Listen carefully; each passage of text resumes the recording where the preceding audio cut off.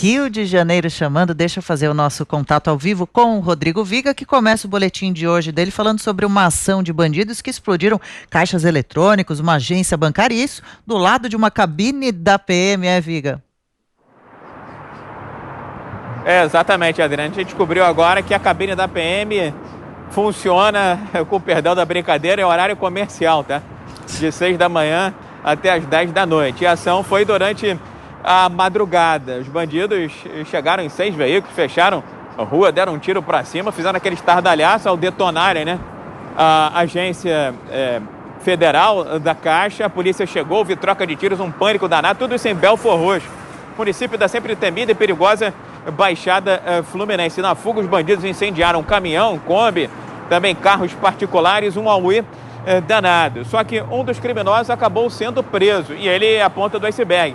É a ponta do novelo para a polícia conseguir chegar a esses outros vários criminosos. Agora eles deixaram para trás, dentro da agência, artefatos explosivos, e o esquadrão antibombas chegou agora há pouco lá e detonou esses artefatos na porta da agência bancária, que já estava destruída por conta da ação dos bandidos ao lado da cabine da PM, que funciona só no horário comercial, viu, Adriano? Mas é muita ousadia, né? E com o perdão da brincadeira, realmente é de ficar indignado. Agora, a Viga comanda as investigações com relação aos furtos de combustíveis da Petrobras. Teve mais gente presa?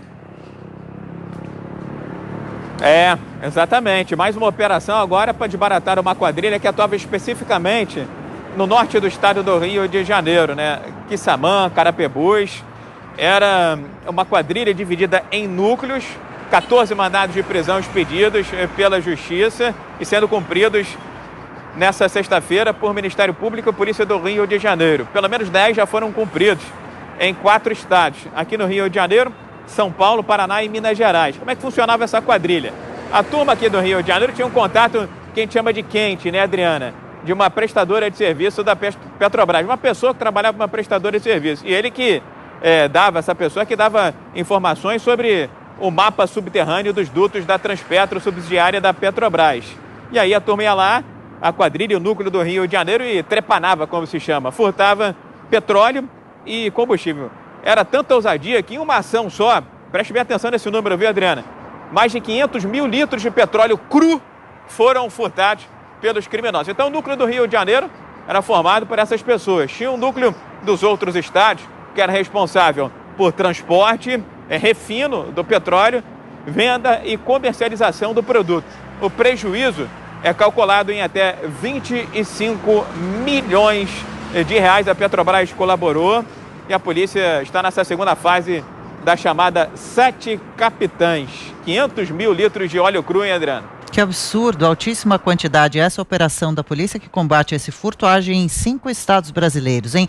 Rodrigo Viga, a gente não comentou mais nesses últimos dias sobre o processo de impeachment do governador afastado Wilson Witzel. Como anda? Alguma novidade? Hoje tem uma sessão para definir os próximos passos, né?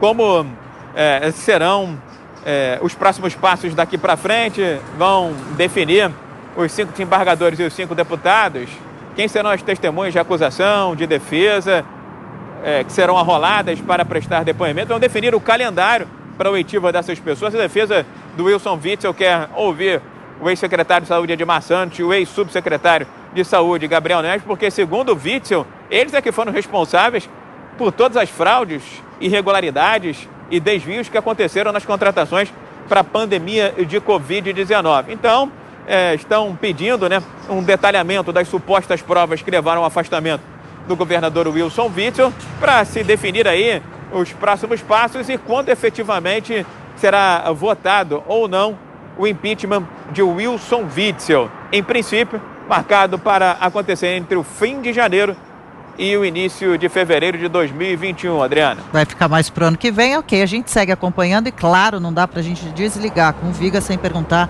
sobre a situação da pandemia no Rio de Janeiro. Agora há pouco a gente conversava com o governador do Rio Grande do Sul, Viga, que diz que a frequência nas praias já foi diminuída, já tem regra dificultando esse acesso. Como que estão as providências por aí de combate à doença?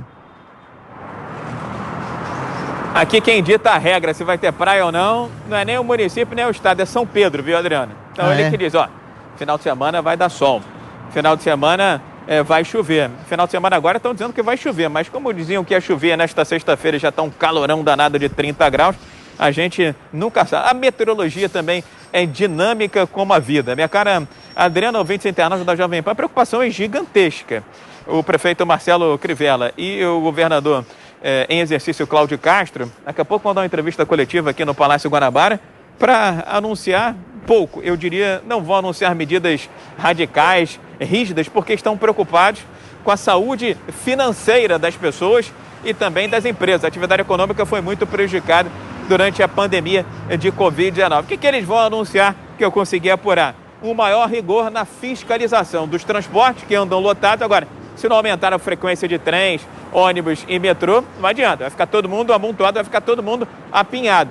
Além disso, aumentará também a fiscalização em cima de eventos para evitar a aglomeração e concentração de pessoas e também bares e restaurantes. Naquela ideia de trancar praia, de acabar com a aula presencial, de reduzir o horário de funcionamento de bares e restaurantes, entre outras medidas, isso não vai acontecer, minha cara Adriana. Vamos ver então como vai funcionar a fiscalização. Nossa torcida por melhores notícias vindas aí do Rio de Janeiro, que faz agora já 30 graus por lá. Bom fim de semana para todos os cariocas.